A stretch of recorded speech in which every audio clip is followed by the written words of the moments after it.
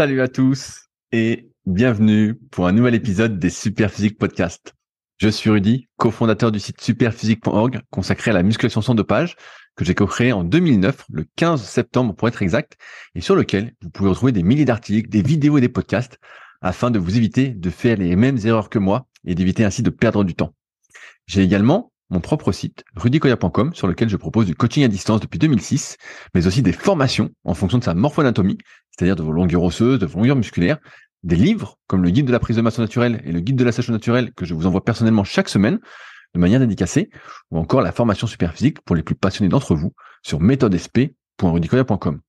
Aussi, vous pouvez retrouver sur le site Superphysique notre marque de compléments alimentaires destinée à améliorer la santé, dont de nombreux compléments sont bio, et notre application SP Training disponible sur tous les stores afin de vous permettre de savoir quoi faire à chaque séance avec notamment les fameux cycles de progression. Enfin, vous êtes les bienvenus au Superphysique Gym et à la Villa Superphysique à proximité d'Annecy. Mais pour ce faire, il faudra me contacter avec le lien directement dans la description. Aujourd'hui, je suis avec Clément Goudin, que vous connaissez peut-être pour avoir gagné 5 années de suite les Superphysique Games. Pratiquant de force athlétique et notamment champion de France en 2019, il coach depuis quelques années dans le milieu et c'est vers lui que je renvoie toutes les personnes qui ont un objectif en force athlétique. Vous pouvez le retrouver sur son compte Instagram CLTGD1 où il partage ses entraînements presque au jour le jour. Allez, c'est parti. Salut Clem, t'as la forme ou quoi? Ouais, ça va, nickel, et toi, Rudy? Bah ça va, ça va. Bon, bah on t'avait laissé avec malheureusement des douleurs au cou la dernière fois, donc je viens aux nouvelles. Comme je suis sur Ouais, Instagram, j'ai l'impression que tout va bien. Comment ça s'est réglé cette histoire? ouais, ben, ça va bien. On a bien travaillé avec Simon de Trinithérapie. On a bien fait ce qu'il fallait niveau renfo et tout. Euh, avec ma kiné sur Limoges, on a bien bossé aussi. Elle a fait plutôt sur tout ce qui était passif et tout, avec des manipulations et tout ça, pendant qu'on faisait la partie renfo avec Simon. Donc j'ai une petite routine quotidienne là qui va mieux. Donc là on est sur l'inflammation est passée, on est sur la période de renforcement, donc on essaye de bien renforcer, stabiliser la zone pour pas que ça revienne à nouveau. Est-ce que tu Et, sens encore un peu de ouais, douleur? des raideurs, mais après, tu sais, c'est un accident que j'ai eu au judo il y a plus de 15 ans, j'avais 17-18 ans, et j'ai toujours eu des raideurs à cet endroit-là depuis, tu vois, alors plus ou moins fortes, plus ou moins intenses, mais bon, là ça va quand même.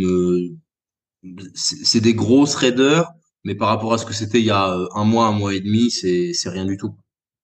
Ok. Donc Et donc là, ça va dans le bon sens. ça t'a rajouté combien de temps par jour, Oh, l'exo? ouais, là, je fais une petite routine le matin avec ça et deux trois autres bricoles. Euh, après, j'ai donc qui dure une vingtaine de minutes. Et après, j'ai ce que je faisais habituellement pendant ma séance. Donc une partie avant, une partie après ma séance. Donc toujours les mêmes durées ça c'est entre 20 et 40 minutes à chaque fois sur chaque séance. Donc fois 5, donc ça fait presque entre 40 minutes et 1 heure de travail sur les bobos et la prévention des blessures tous les jours, quoi. Mais en tout cas, là, j'ai vu que tu te réentraînais, donc là, ça va mieux, là. Au coucher, ça va, tous tes Ouais, mouvements, ça ouais, va? là ça va bien. Je me sens bien à peu près partout. Au squat, j'ai fait un petit record là. J'ai fait 2 fois 200, j'ai fait 2 fois 255 avant-hier au squat. Vu que mon meilleur squat c'est 262,5, donc là on est sur des bonnes bases. Et normalement la semaine prochaine on monte un peu, donc peut-être 2 fois 260, ça dépendra ce que Alex décide. Mais c'est bien monté à 255, donc je suis assez content de mon squat en ce moment, surtout du squat. Le reste c'est pas mal, mais le squat c'est vraiment bien. Mais ouais, parce Comme que j'ai vu que tu faisais du soulevé de terre avec élastique, là, aussi. ouais, en ce moment j'en fais pas mal. Ça marche bien sur mon verrouillage, moi, parce que j'ai pas mal de difficultés en général au verrouillage. Et la transition, verrouillage, transition de passage de genou en fait. J'ai tendance à perdre de la vitesse à cet endroit-là, et si je perds trop de vitesse quand il y a lourd, je suis vraiment emmerdé. Donc on travaille là-dessus. C'est une variation qui marche plutôt pas mal sur moi, donc on verra ce que ça donne jour J, hein. Là on est encore à 5 semaines et demie des France, donc ça a le temps de changer un peu, mais bon globalement c'est positif. Et sur le bench, ça dit quoi, alors? Parce que je me disais que t'as des petits problèmes de pec. Est-ce que t'es tranquille ou pas? Ça revient gentiment. C'est pas encore. C'est pas encore aussi bien que ce que j'aimerais que ce soit, mais ça revient bien. Là, j'ai pas trop de tension au niveau du pec, mais on est assez prudent, donc ça suit son cours, on va dire. Bon, bah, sinon, ouais, comme tu dis, t'es à 5-6 semaines des championnats de France. J'étais Mm. avec Steph à la salle, donc au Super Physique Gym, ma salle à côté d'Annecy. Et il me montre la liste d'engagement dans ta catégorie. Ouais, c'est Et, balèze, hein. et j'ai vu que tu étais le dernier qualifié de ta catégorie. Alors non, Euh, je suis pas le dernier qualifié de ma ah, catégorie. parce que j'ai vu des 9e et j'ai vu qu'il y avait personne derrière. Non, non, en fait, non, huitième. En fait, c'est pas ça. C'est que comme il y a énormément de gens, malgré l'augmentation des minima, il y a énormément de gens qui ont validé les minima. Dans ma catégorie, je crois qu'il y avait 30 ou 35 personnes qui ont validé le Oh putain, minima. c'est énorme. Et les Ouais. minima sont de combien? En 93, c'est 690. Ok. Donc, tu as 25, ouais, t'as une vingtaine de gars, 25 à 700 et plus en moins de 93. Ah, c'est énorme. Bah ouais, c'est énorme. Donc sachant que il y a 4 ans, 5 ans, quand tu faisais 700 en 93, t'étais un concurrent sérieux, tu vois. Maintenant, tu fais 700 en 93, t'es le 25e ou 27e, tu vois. Donc du coup, face à ce constat, ils ont décidé de faire le championnat de France sur 4 jours.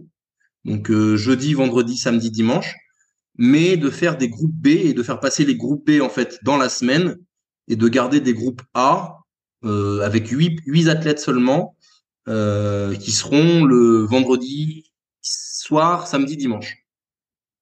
Et donc moi je suis le huitième du groupe A, donc je suis passé Ah, tout juste, quoi. Au poil voilà dessus, quoi.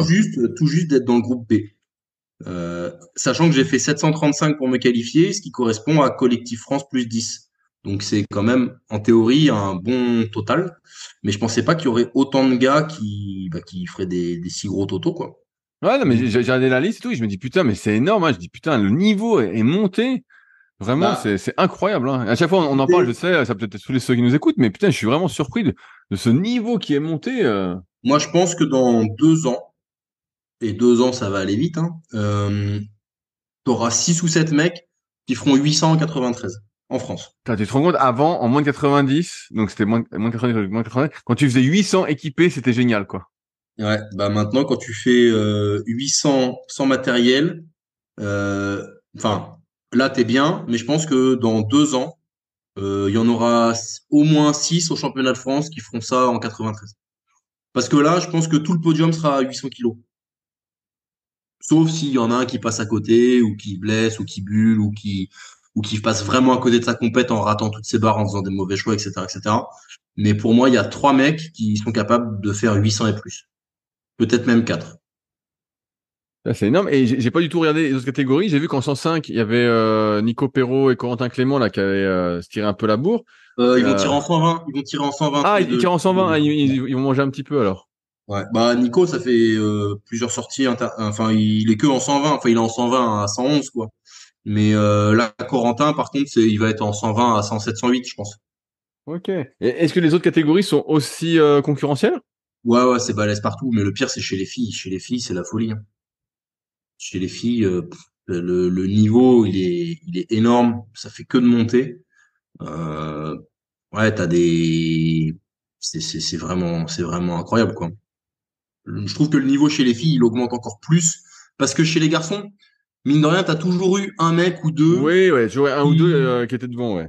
voilà, qui faisait des grosses barres et tout, tu vois, parce que si tu prends Gilles, si tu prends Quentin, si tu prends donc Gilles Pinheiro, Quentin Gilbert ou Ali Benadj et tout, c'est des mecs qui faisaient 770, 780, 790, ils étaient dans ces eaux-là. Gilles, son meilleur total, c'est 765, Quentin, c'est 780, Ali, c'est 790. Donc, tu vois, on a toujours eu des gars qui était pas loin de 800, etc., tu vois. Mais c'est la densité surtout qui change. Alors que chez les filles, non seulement tu as la densité qui explose, mais même chez les meilleurs, ça grimpe vraiment, quoi. C'est-à-dire qu'il y a 5 ans, il y a personne qui faisait les totaux qu'elles font. Vraiment personne. Donc ça augmente encore plus chez les filles que chez les garçons en proportion, je trouve. Ah, c'est fou. Alors, bah, toi, comme moi, comme tu coaches, moi, j'ai l'impression qu'il y a quand même un fossé qui se sépare. D'un côté, t'as ceux, moi, j'ai l'impression qu'ils ont un potentiel fou, et puis ça monte incroyable. Et l'autre côté, des personnes, voilà, qui ont démarré un peu plus tard le sport et qui ont vraiment du mal. Tu vois, là, par exemple, sur l'application SP Training, on va rajouter un niveau. Bah, donc toi, tu étais Olympe, tu te souviens, c'était bronze, silver, gold, légende, titan et Olympe. Et voilà, et donc on va rajouter Olympe pour toi et pour Elias. Et là, on a beaucoup de personnes maintenant qui débutent la musculation tardivement et puis qui arrivent pas en fait au 10 à 70. Alors bref, bon, on peut discuter de leur Mm. entraînement, comment ils s'entraînent, tout ça, je sais pas trop. Et donc on rajoute un niveau fer, mais donc d'un côté, tu as des personnes qui ont un niveau de plus en plus bas et qui est très difficile pour eux d'atteindre un niveau un peu plus élevé. Et de l'autre côté, tu en as vraiment qui sont Ouais. stratosphériques. Est-ce que toi, tu vois ça aussi dans tes élèves? Et bientôt, il y aura le niveau chocolat aussi. Ben, niveau chocolat fondu. Chocolat. Non, oui, je le constate. Après, c'est bien parce que tu vois, tu as des gens, bon, l'accès à la musculation est facilité, la musculation au sens large. Avant, tu voulais trouver une salle de musculation, c'était la galère. Maintenant, tu as des salles partout. Alors, avec les salles low cost notamment, tu vois, à Limoges, par exemple, il y a 4 Basic Fit qui ont ouvert ces 6 dernières années, je crois. Là, ils viennent d'ouvrir un fitness park. Fitness park, ils veulent en ouvrir 2 autres. Il y a un On Air qui va ouvrir aussi. Mais c'est Tu si grand que vois, ça, Limoges? ouais, ça fait un peu plus de 200 000 Ah ouais, c'est énorme. avec les villes limitrophes, tu sais, toutes Ouais, la ouais, communauté. la petite banlieue de. Ah ouais, c'est beaucoup plus Ouais, grand qu'Annecy alors. Ouais, ça fait 200. Donc là, ça ouvre de partout. Et les anciennes salles historiques, tu vois, qui sont ouvertes depuis 10, 15, 20 ans, 25 ans, certaines, ne ferment pas et ont quand même une affluence qui augmente. Donc, ça veut dire qu'il y a de plus en plus de gens qui pratiquent la musculation. Donc, forcément, bah, ça, c'est bien parce qu'il y a de plus en plus de gens qui font un petit peu attention à leur santé, qui font un petit peu attention à ça et qui cherchent à se développer. Alors après, on pourrait épiloguer longtemps sur le fait qu'il y ait des salles où il n'y ait pas de coach, où il y a des gens qui sont livrés à eux-mêmes et qui font absolument n'importe quoi.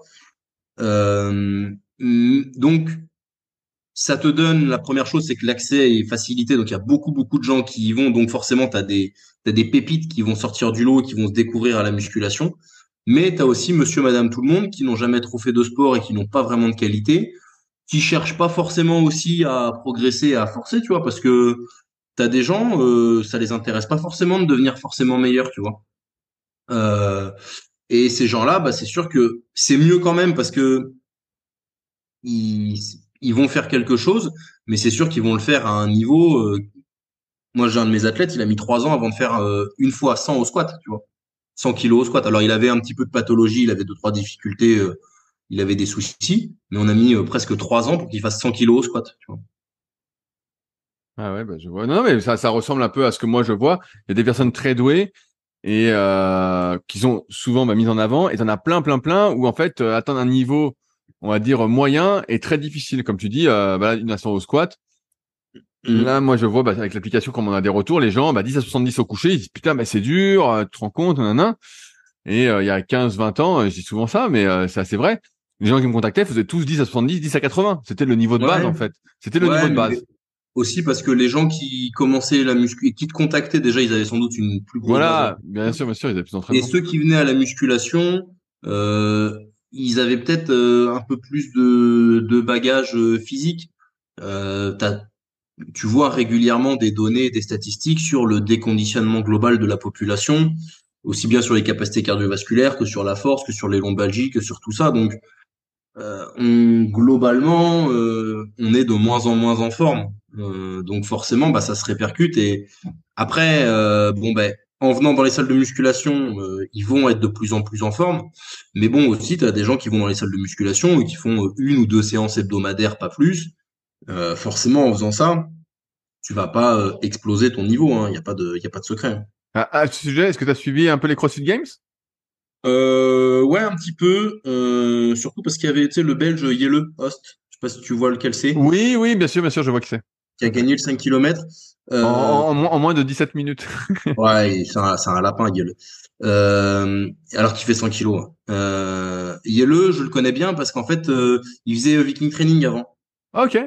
Il a fait Viking pendant 3 ans avec Jocelyn et j'étais allé en Belgique avec Jocelyn pour animer un séminaire dans la boxe de Manu Daens, qui était bah, le honneur de la boxe où s'entraînait Yele.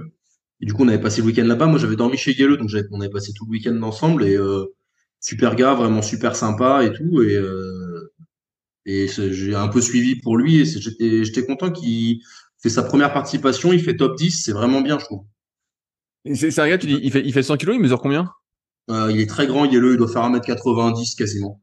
Ah ouais, donc Mais tu c'est une, vois, c'est une sacrée par boule, exemple, quoi. Yelleu, quand il a commencé le CrossFit, lui, il vient du judo, il a commencé le CrossFit, il était déjà champion de Belgique de judo 3 ou 4 fois.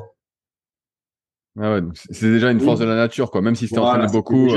c'était déjà un athlète de haut niveau qui était habitué à s'entraîner depuis toujours, à s'entraîner dur, avec des grosses qualités physiques, des très grandes mains, des assez longs segments, donc très très puissants. Un petit peu gêné forcément par ces longs segments sur des trucs comme le squat ou même un petit peu le bench, le deadlift, tu vois, sur les mouvements de force et du coup un petit peu en haltéro. Mais par contre, il compense énormément parce qu'il dégage énormément de puissance en fait. Tu sais, tous les trucs, tu vas avoir du sandbag ou tu vas avoir du sled à tirer ou des choses comme ça, il est intouchable. Et d'ailleurs, au semi-finales, la phase d'avant les CrossFit Games, il y a un WOD avec de la course à pied et je sais plus quoi. Tu le vois, c'est lui qui a fait le meilleur temps mondial, tu le vois sur le WOD, il survole le truc, quoi. Il joue avec les trucs tellement il est puissant, quoi. Mais par contre, quand il y a des barres, tout ça, il est un peu plus, mécaniquement, c'est plus compliqué, hein. Plus tu as des longs segments, plus c'est difficile. Ouais, bah, je te dis ça parce que moi, j'ai un peu suivi aussi avec la victoire justement du Canadien francophone Jeff Adler, là, Hmm. qui avait été interviewé sur, je sais pas si tu connais le podcast Stronger Thing, qui est, Ouais, j'écoute pas trop, mais j'ai entendu parler. ouais, ouais, tu vois, bon, bah, c'est un podcast, c'est sympa à écouter. C'est le seul sur le CrossFit, de toute façon, en français, hein. Donc, c'est assez cool. Et puis, j'ai vu chez les filles Laura Horvat, j'aurais jamais parié, après, je suis pas non plus des masses, mais j'aurais jamais parié sur elle avec son physique vraiment atypique où elle a des cuisses monstrueuses, quoi. Ouais, Et, enfin, quand tu vois globalement les physiques des gars, ils sont de plus en plus trapus et solides, bah, quoi. non, Donc, mais ils sont énormes, hein, franchement, y a pas à ah, mais dire. Les types sont monstrueux, mais comme on le dit à chaque fois, alors, bien sûr, il y a ces questions de dopage dont on va pas faire débat, mais c'est quand même des gars, comme tu le dis, comme Yellow, là, c'est des gars, en fait, qui sont déjà des bêtes, en fait, avant de s'y mettre, quoi. Ou qu'on commençait vraiment très tôt, qui sont déjà dans cette optique. Bah, il y a eu, avec Viking, justement, un gamin, là, qui a fait. ouais, Pablo Tronchon, hein. Et alors, comment ça s'est passé pour lui? Euh, j'ai pas trop suivi. Si Jocelyn écoute, il va me taper dessus. Il fait top 10, je crois. Ah, bah, c'est Chez, bien, hein. chez les. Ouais, ouais, mais bah, surtout que c'était le plus jeune. C'était le plus jeune du plateau. Tous les autres, ils sont plus vieux. Et tu sais que même si c'est une tranche d'âge, l'âge physiologique, il a une grosse importance. Et c'était vraiment le plus jeune. À cet âge-là, 6 mois, c'est énorme en termes de Ah, bien sûr, développement. bien sûr. Et surtout que, bah, là, je sais pas si t'as écouté, pareil, ou si t'avais lu le bouquin de Sébastien Rattel sur la préparation physique du jeune sportif, qui est vraiment un super bouquin. Et tu peux avoir 14 ans et en fait, t'as que 13 ans, quoi. Tu Ouais, vois, c'est ça. ou à l'inverse, t'as 14 ans, mais en fait, t'as 16 ans, quoi. Donc, C'est ça. Et l'âge physiologique, il est très important. Donc, il y a des gros écarts quand même. Après, je trouve que pour un gamin de 15 ans, il a un bon, tu vois, tu vois qu'il fait du sport, mais il est pas très épais, quoi. Il est très longiligne. Il est un peu sec. Enfin, tu vois, mais tu sens qu'il a un peu moins de 15 ans quand même physiquement. Tu le vois, quoi. Tu le vois. Et en plus de ça, c'est réellement le plus jeune du plateau. Donc, forcément, en termes de maturation, de développement et tout, il y a pas mal de choses. Mais c'est une bonne, pour une première année et tout, c'est très bien, quoi, d'avoir fait ce résultat-là. ah ouais, non, mais c'est énorme, hein. Faut espérer que ça continue. Ouais, bah oui. Bah après, bon, je suis pas trop inquiet avec Viking parce qu'il est très, très bien entouré et encadré, tu vois. Euh, Puis, tu sais, jusqu'à il y a 2 mois, il mangeait des chocs à pic le matin, tu vois. C'est vrai?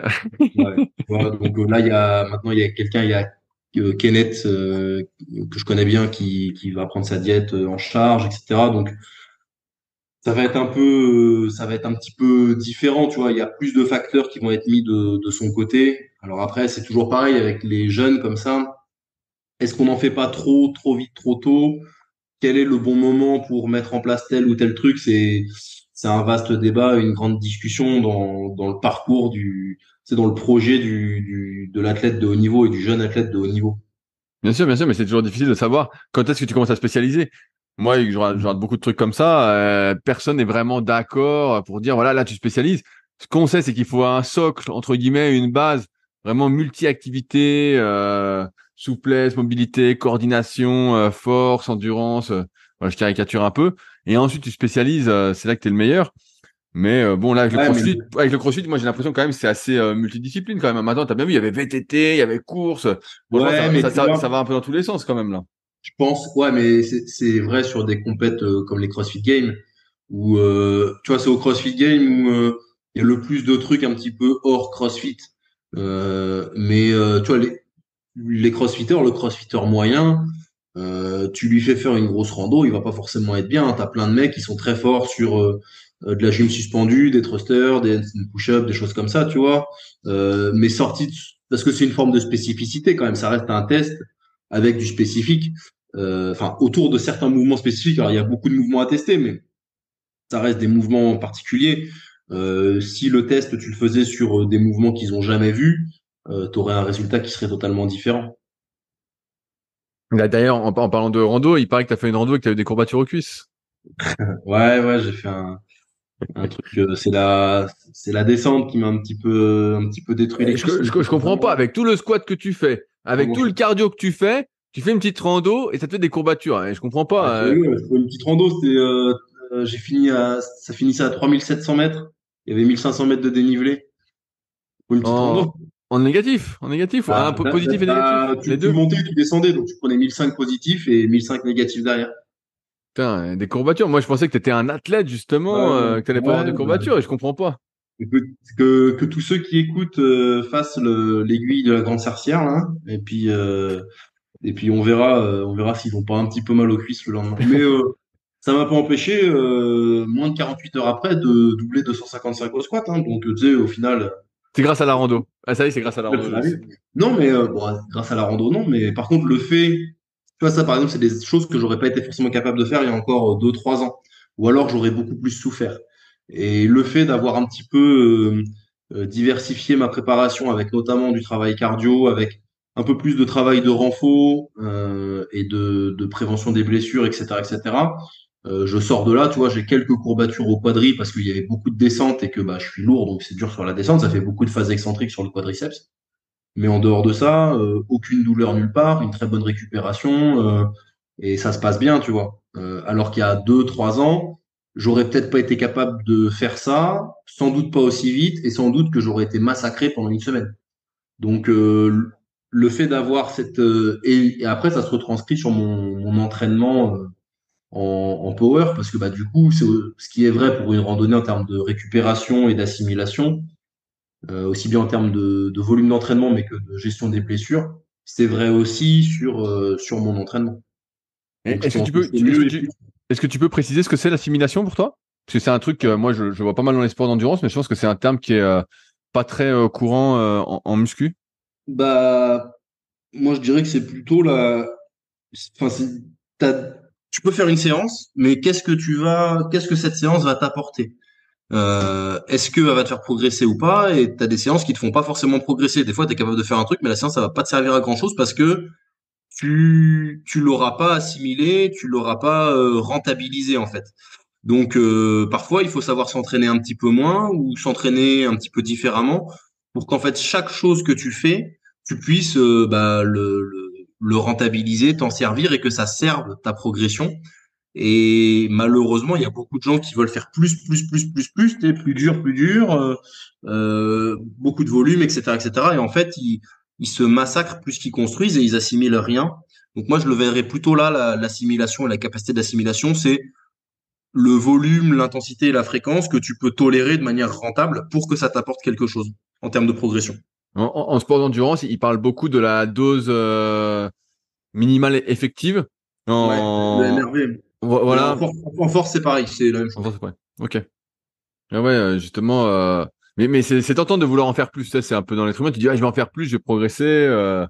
Ouais, mais T'as toujours envie de te dire, bah, tu sais, c'est comme moi quand je fais du kayak. Je suis là, je vois le lac est bien. Je dis, putain, j'ai fait une grosse séance hier, mais bon, le lac est bien. Est-ce que j'en profiterai pas? Puis c'est comme ça que tu te crames en fait et que t'assimiles rien du tout, que tu désassimiles.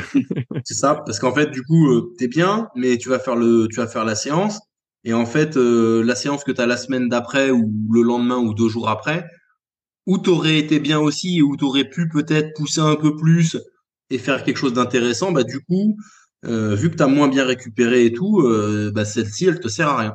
Donc après, je pense quand même que, tu vois, notamment avec du travail. de basse intensité, etc., etc., tu peux augmenter ton volume euh, et ta capacité à rentabiliser aussi, parce que tu vas mieux assimiler, enfin, meilleure sera ta base au niveau cardiovasculaire en termes de VO2 et autres, mieux, puis les mitochondries, tout ça, mieux tu vas assimiler ce que tu feras. Et c'est quelque chose que moi j'ai négligé un petit peu pendant un certain temps, je pense, et qui fait que bah, pendant longtemps, je m'entraînais, mais il se passait rien. Parce que et j'ai essayé de d'augmenter, m'entraîner plus dur, etc. Mais en fait, bah, c'était pas productif. Euh, et en fait, en améliorant ma capacité aussi bien au niveau local, tu vois, avec le travail de renfort et de réhab avec training thérapie, tu vois, améliorer la Ouais. résilience de mes tissus d'un point de vue local et l'augmentation de ma capacité cardiovasculaire de l'autre côté, j'ai vraiment augmenté mes capacités de récupération et ma possibilité à mieux assimiler. On en a déjà parlé dans un podcast, je sais plus si c'est le dernier ou l'avant-dernier. Et vraiment, je sens une grosse différence depuis que je fais tous ces trucs. Ça prend un peu de temps, mais au final, ça me permet de redébloquer des nouveaux paliers que je pensais bloquer, quoi. Et est-ce que pour toi, tu peux faire trop de réhab dans le sens où, bah là, je te donne un exemple.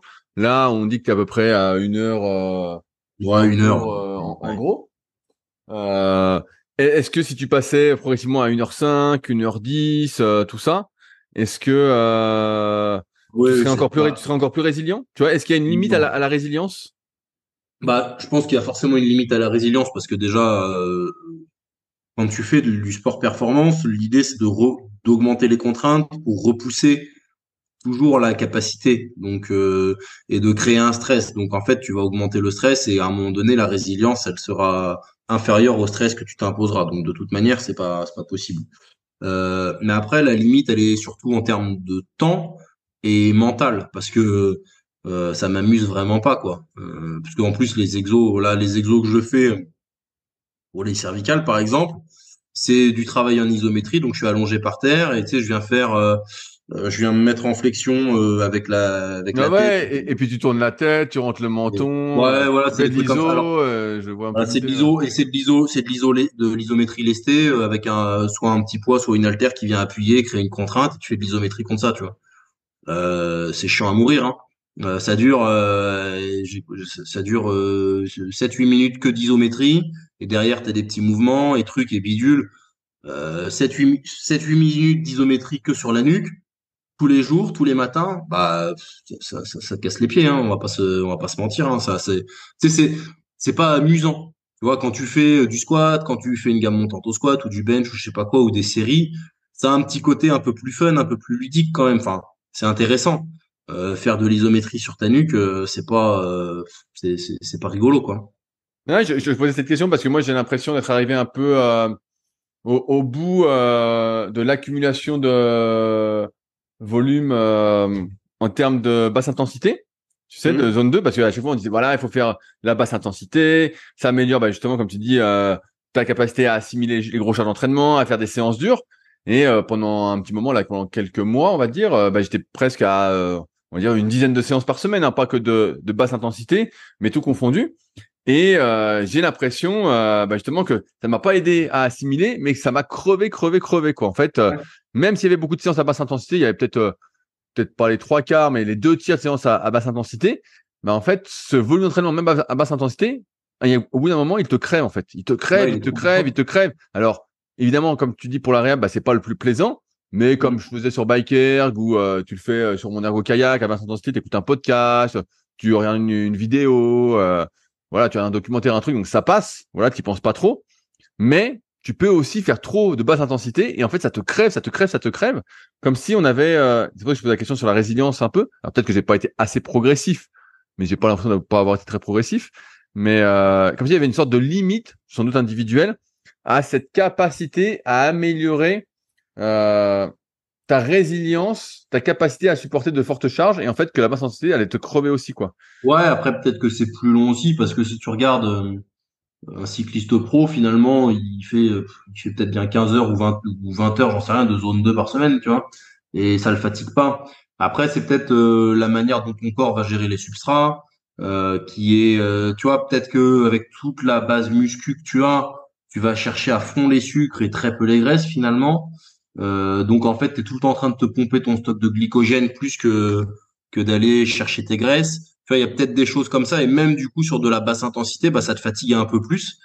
Après, moi, j'ai quand même la sensation, quand j'en fais une petite séance de basse intensité, bah derrière, je suis mieux qu'avant de la faire. Ouais, mais moi aussi, j'ai l'impression, mais il y a comme une fatigue sournoise qui se met, tu vois. Moi aussi, Ouais, quand je la fais, je me dis, ah bah, je suis bien, putain, ça fait du bien, tout ça.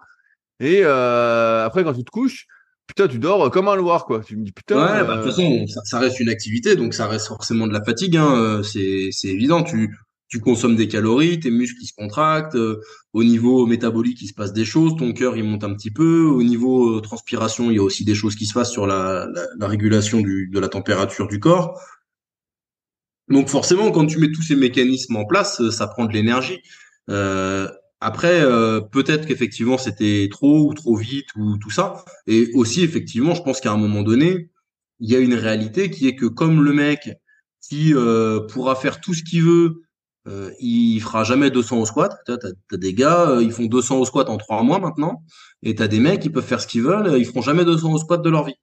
Eh ben, je pense qu'un petit peu de la même manière, tu as des gars qui sont faits pour assimiler 15 heures de basse intensité et 200 bornes de 200 bornes de course à pied par semaine, tu vois. Et tu as des mecs qui sont pas capables qui sont pas faits et qui seront jamais capables d'assimiler ça.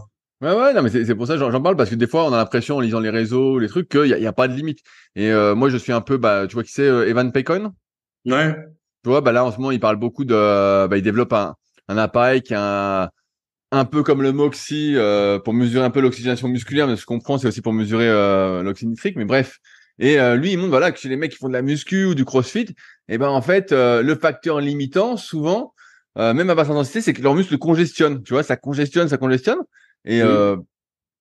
j'ai l'impression que c'est un peu mon cas, malgré le fait que, alors en kayak, ça me le fait plus du tout, parce que ça fait vraiment des années, mais quand je fais du bike air, même si je suis à très basse intensité, je suis même pas à 50% de ce que je peux développer, et je suis bien en dessous encore, et bah, Mm. malgré tout, je congestionne, quoi. J'ai les cuisses qui gonflent, Ouais. qui gonflent, qui gonflent. Ouais, ben, Est-ce que toi, ça te fait ça aussi sur ton cardio? Est-ce que tu congestionnes? ouais, je sens la congestion.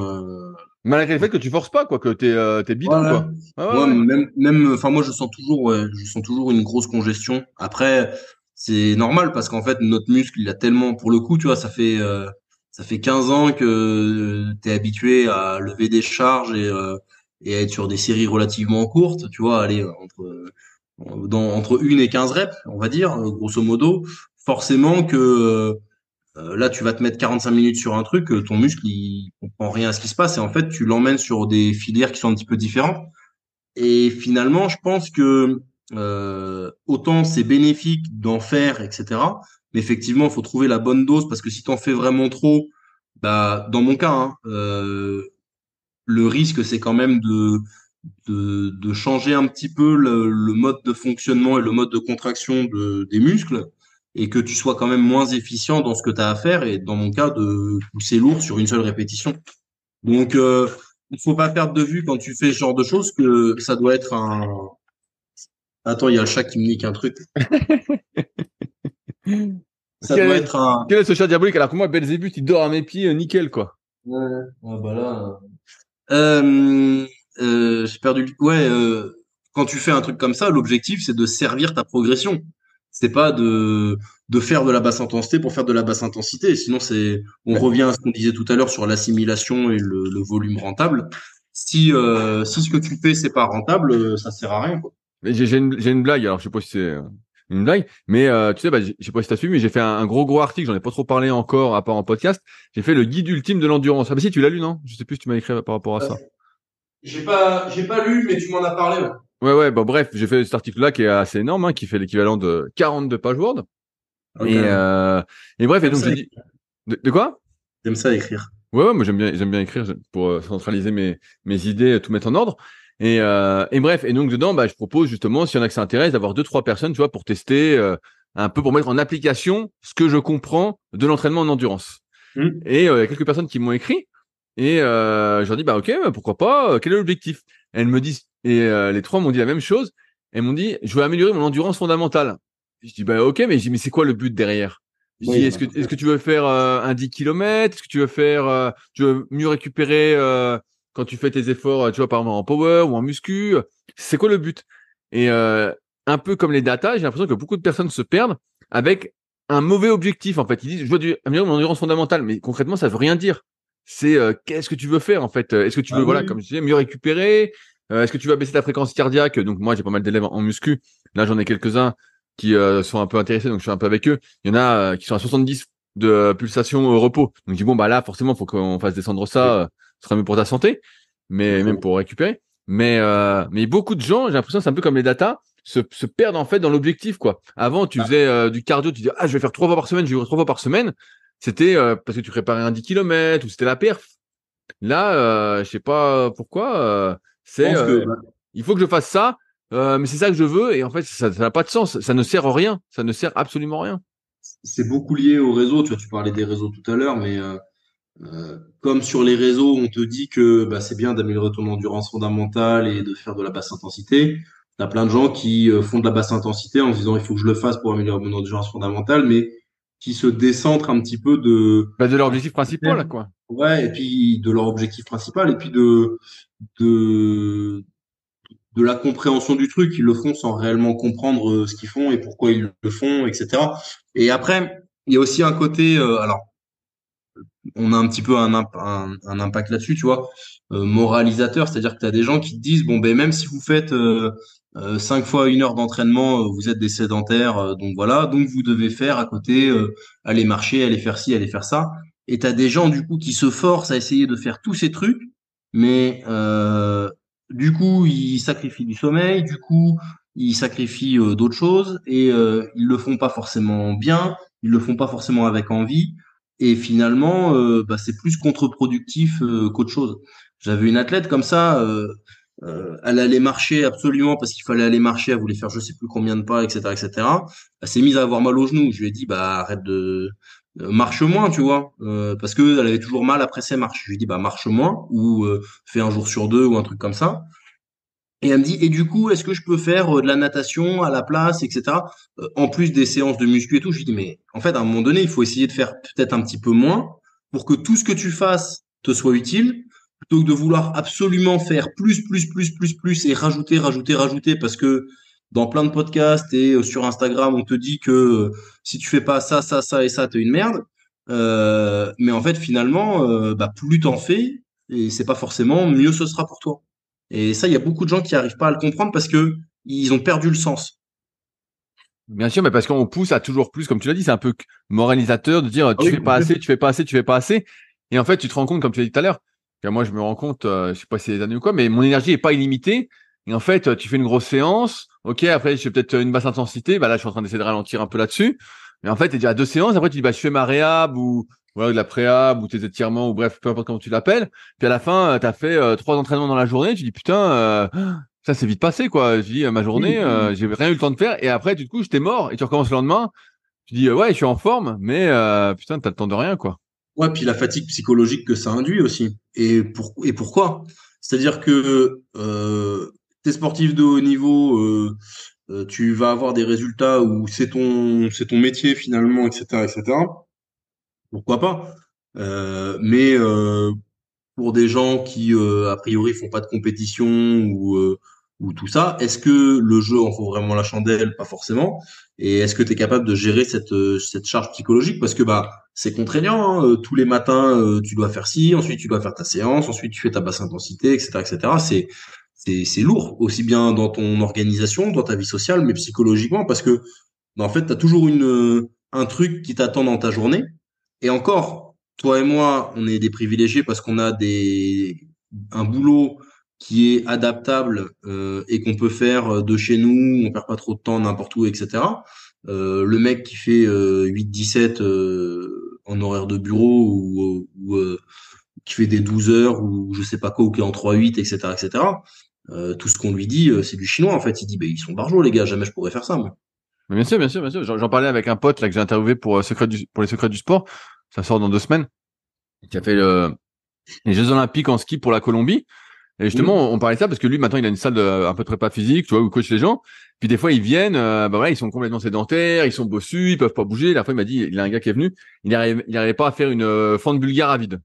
Donc il me dit, D'accord. putain, il arrive pas à se relever, le gars. Bah je dis ouais, je dis bah ouais, faut que tu démarres vraiment facile quoi. Et il me dit ouais. Et donc on parlait un peu des trucs de réhab tout ça. Et je dis ouais, bah je dis tu sais, ça prend du temps. Il dit ouais, mais il dit ça c'est infaisable. Il dit tu te rends compte, les gens, moi je les vois et tout, ils viennent 3 fois 1 heure, ils vont pas faire 3 fois 1 heure de réhab en fait. Hein, ils veulent s'entraîner un peu. Bah je dis ouais, je sais bien le truc. C'est Ah qu'à oui, un voilà. moment, t'es obligé de faire des choix.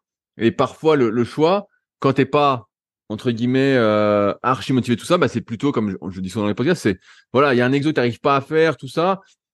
Voilà le temps que ça va te demander, parce que nous, on a l'expérience, on voit le temps que ça va demander à peu près, en termes d'investissement, d'effort, tout ça. Bah, peut-être que le mieux, c'est de pas faire l'exercice, quoi. Peut-être que Mhm. finalement, pour toi, d'un point de vue psychologique et d'effort, finalement, fais pas l'exercice, on en fait un autre. Tu seras bien, tu seras content, tu vas progresser, ça va bien se passer, quoi. Ouais, c'est ça. Puis, ou alors d'utiliser Une variante. une Ouais. régression de l'exercice. Voilà, c'est ça. Plus simple, plus abordable. Tu vois, dans le cas des fentes bulgares, par exemple, bon, bah, tu lui fais faire juste une fente normale, tu vois.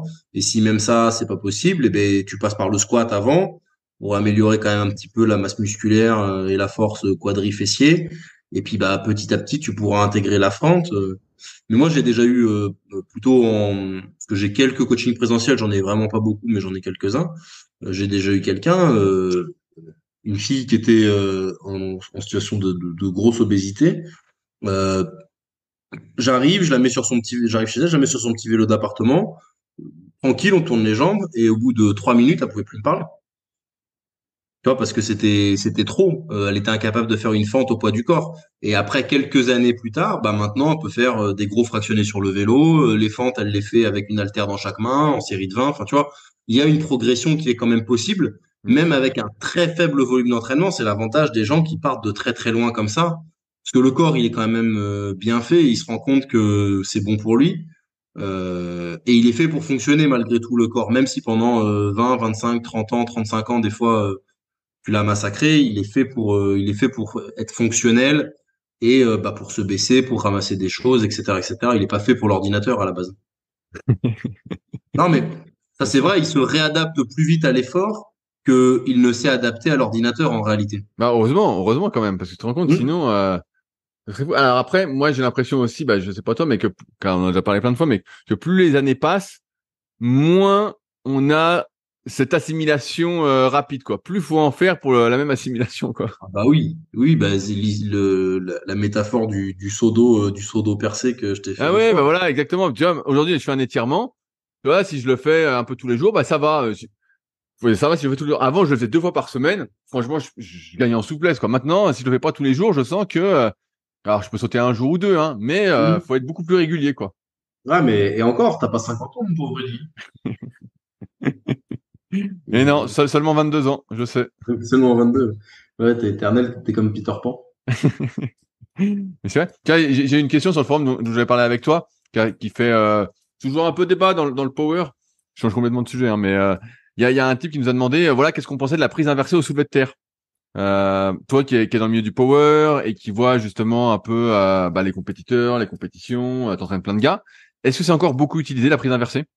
Ouais, quand même, hein. Alors déjà, les seules personnes que j'ai vues, moi, ou connues, se déchirer le biceps, parce que c'est la plus grande peur des gens, en fait, avec la prise inversée, c'est de se déchirer le biceps, c'était que des mecs dopés. J'ai jamais vu de mecs naturels se déchirer le biceps, et tous les mecs en question qui sont déchirés, ils sont déchirés avec des grosses barres à 260 et plus, quoi. Donc déjà, si vous avez un max à 100 kilos soulevé de terre et que vous êtes naturel, vous n'avez pas trop à vous inquiéter pour votre biceps avec la prise inversée. Après, concernant les déséquilibres potentiels que ça peut engendrer, euh, on est tous différents, et c'est vrai que ça fait vriller, etc., un petit peu. Mais moi, par exemple, je fais de la prise inversée depuis 15 ans. Ça a sans doute une incidence sur des petits bobos, etc. Mais j'ai pas l'impression que ce soit, et je la fais toujours dans le même sens depuis 15 ans, mais j'ai pas l'impression que ce soit extrême, enfin, forcément ce qu'il y a de plus traumatique. Ça crée quand même un petit Est-ce que tu as une déséquilibre. différence de développement musculaire entre les deux côtés? J'en ai eu une qui était un peu plus marquée à une époque, mais elle est pas énorme. Après, elle est beaucoup liée sur le haut du corps à ma cervicalgie en fait. Ok. Parce qu'en fait, au niveau cervical, ça vient compresser et du coup, il y a des périodes où côté gauche, j'ai des petites pertes légères, tu vois, en termes d'hypertrophie. Tu vois, par exemple, là, quand j'ai eu la crise, là, il y a 5 6 semaines, mon trapèze côté gauche, et les scomes côté gauche, ils ont fondu en 2 jours, quoi. Tu vois, donc après, ça revient vite, etc., etc. Mais donc, du coup, forcément, le côté gauche, il est un petit peu en retard là-dessus, mais c'est plus lié au cervical que lié à la prise Ok. inversée. Je te dis ça parce que moi, donc on parlait de Quentin Gilbert tout à l'heure là, qui s'appelait Pousseur de fond sur les forums Smart et Superphysique. Et la première fois que je l'ai vu, lui justement, il faisait il faisait de la prise inversée et il avait un grand dorsal vraiment plus développé du côté où il avait la main en pronation quoi. Vraiment, ça se Alors, voyait bien quoi. encore une fois, tout dépend de ton niveau de spécifique. C'est-à-dire que si tu fais vraiment que ça et que c'est le seul exercice de dos, comme Voilà, c'est le ouais. soulevé de Effectivement, terre, quand Quentin était très axé que les mouvements de euh, compète, ouais. que les mouvements de compète. Et encore que enfin voilà, le soulevé pour le dos, ça peut être discutable, mais si tu fais que du soulevé de terre comme exo dos et du squat et du bench, forcément, tu risques de majorer tes déséquilibres. Si tu as des exos à côté, notamment du travail en unilatéral sur le dos et autres, tu limites quand même les chances et l'impact que ça peut avoir. Malgré tout, il y a des mecs qui tirent en hook grip, donc avec les 2 mains en pronation et le pouce à l'intérieur, comme en haltéro. Mais moi, de mon expérience et de manière générale, euh, quand tu es en sumo, c'est bien d'être en hook grip et c'est même souvent, je pense, mieux d'être en hook grip quand tu tires en sumo.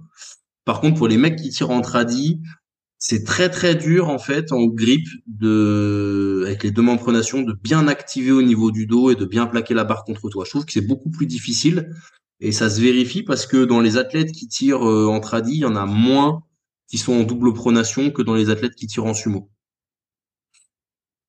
Ok. Et j'ai une question par rapport à ce que tu as dit. Toi, je sais que tu es très orienté donc power avec de l'assistance pour le renforcement, tout ça. T'en as, du moins, quand je regardais encore un peu, qui était plutôt orienté un peu comme Quentin, les trois mouvements, les trois mouvements, les trois mouvements. Est-ce que la partie assistance, trois mouvements plus assistance, se développe ou il y a encore vraiment une grosse partie de la population qui est uniquement centrée sur les trois mouvements? Il y a une partie de la population qui est centrée sur les 3 mouvements, Encore, ouais, ça change pas tant que ça alors? mais dans ceux qui sont très centrés sur les 3 mouvements et prônent énormément le 3 mouvements, 3 mouvements, 3 mouvements, eux-mêmes se mettent à inclure quelques exercices d'assistance. Tu les vois faire un peu de traction, tu les vois faire un peu de biceps, tu les vois faire des petits trucs de ce genre, tu vois. Donc, même les irréductibles, on va dire, s'y mettent. Et je pense que petit à petit, en fait, ce qui se passe, c'est que quand t'as pas de bobo, que tout va bien et que t'as rien, t'as pas de problème, tu fais pas du tout d'assistance, tu vois, parce que tu te dis que c'est pas la peine. Et puis quand t'as des petites emmerdes qui arrivent, tu commences à les faire. Le problème, c'est que pour certaines personnes, ça va suffire, mais pour d'autres, ce sera sans doute trop tard. Là, l'autre fois, il y a un gars qui est venu s'entraîner dans ma salle. Il a fait squat, bench et je lui dis t'as quoi à faire maintenant? Il me dit bah rien, j'ai fini. Et je lui dis t'as pas d'assistance? Il me dit non, mon coach il me met pas du tout d'assistance. Ça lui fait Et moins il de me dit, travail. ouais, il me dit des fois j'ai un peu de rowing sur un bloc, mais c'est tout.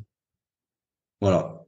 Et il a pas d'assistance du tout parce que son coach estime que ça ne sert à rien. Donc le problème c'est que les compensations risquent, alors je lui souhaite pas, mais les compensations risquent de s'accumuler, tu vois. Il a déjà quelques petits déséquilibres qui sont pas énormes, mais qui sont là.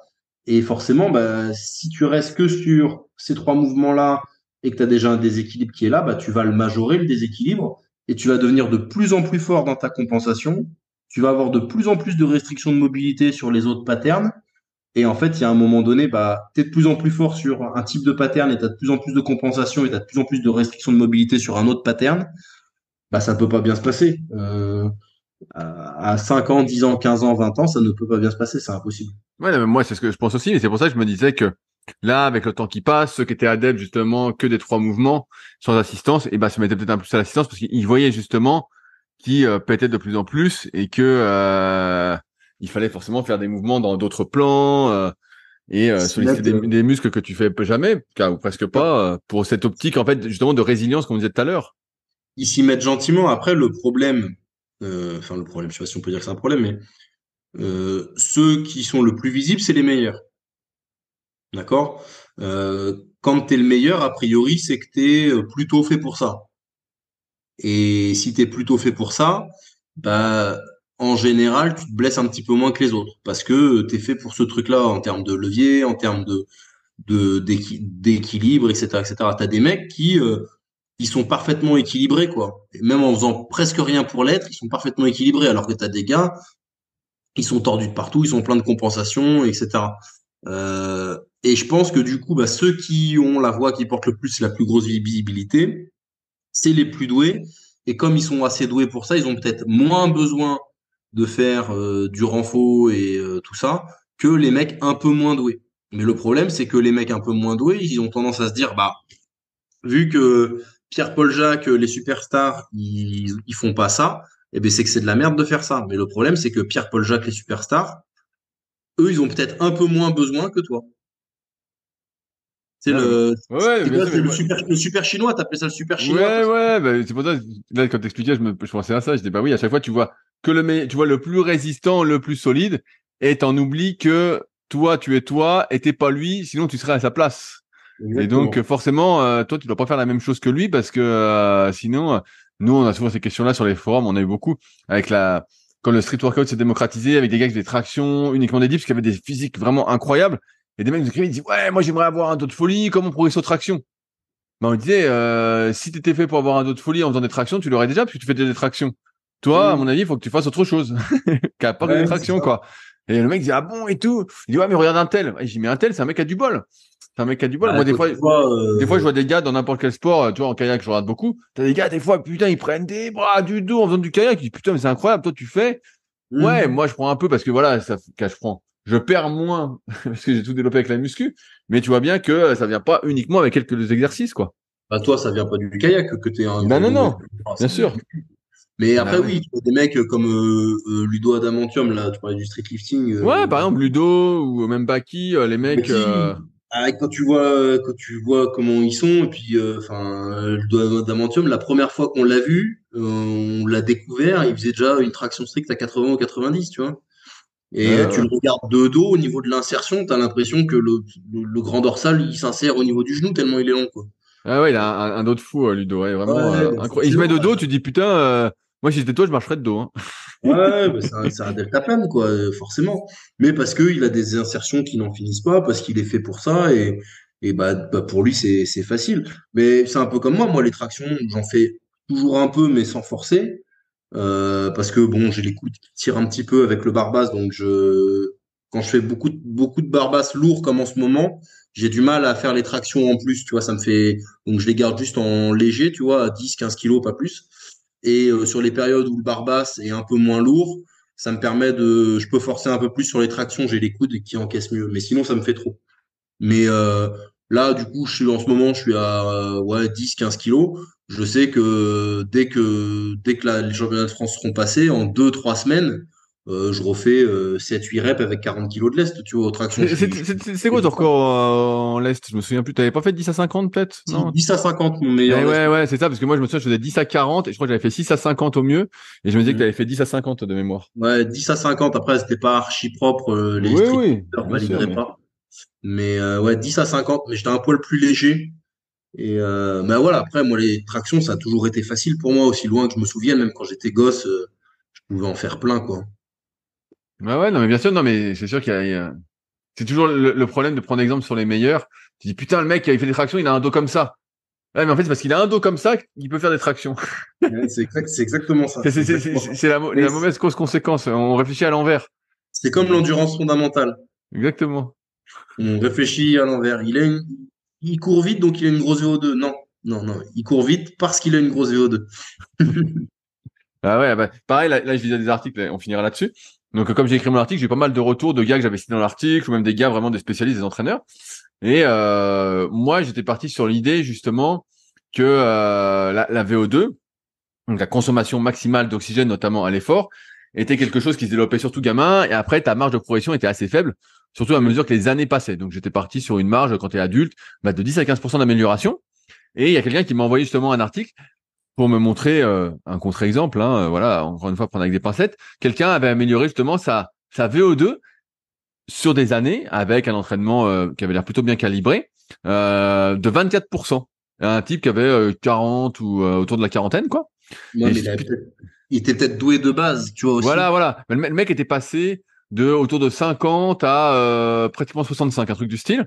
Et tu te dis, Ouais. putain, mais c'est incroyable et tout, c'est vraiment solide. Parce que, alors que, on disait pendant longtemps que t'étais assez limité. Mais ouais, et donc le gars, forcément, il y a la phase, et là où je voulais en venir, c'est que justement, il y a cette capacité, entre guillemets, un peu innée. Et t'as aussi des fois des gens qui ont pas l'air très doués, ils se mettent à s'entraîner, et d'un coup, ils progressent, quoi. Vraiment, ils ont une adaptabilité, c'est un point fort, l'adaptabilité chez eux, quoi. Bah, Vraiment.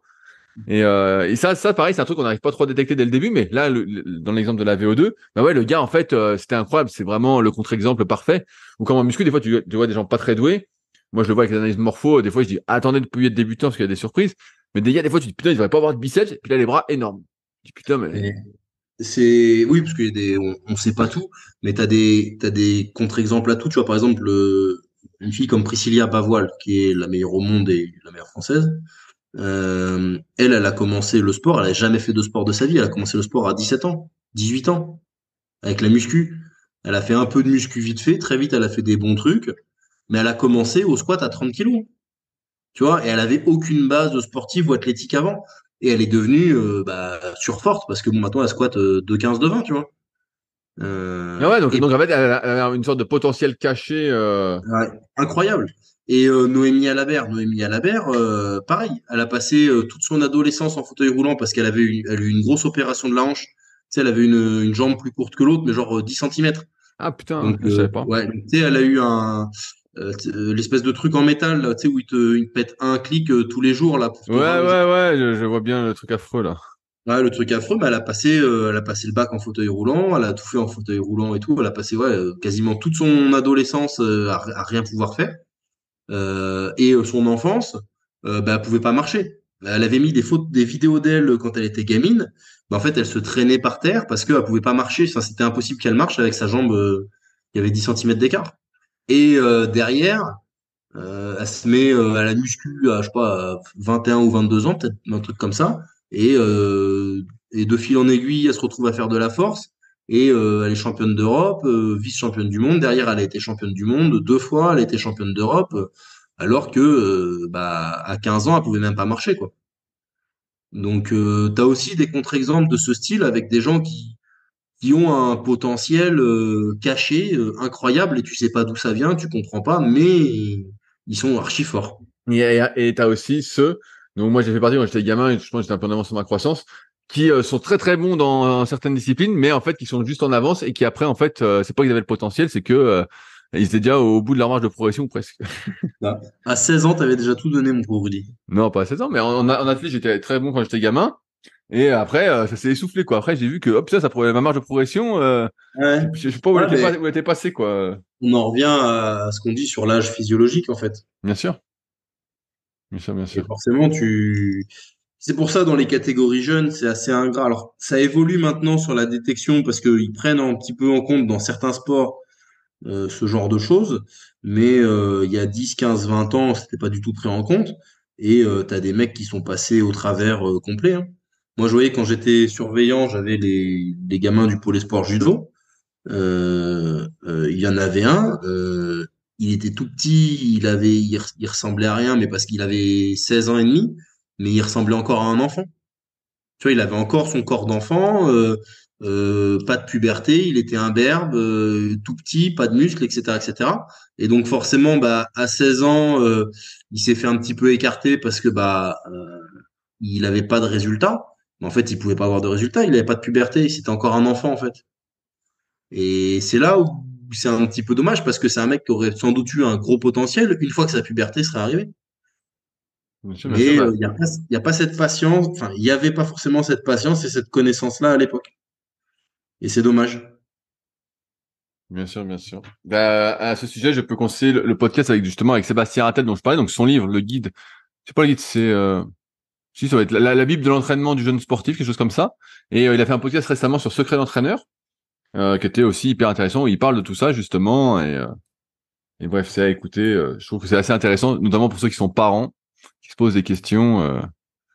Et il donnait l'exemple de ce que tu as dit là, un jeune qui était un peu en retard d'un point de vue de la maturation.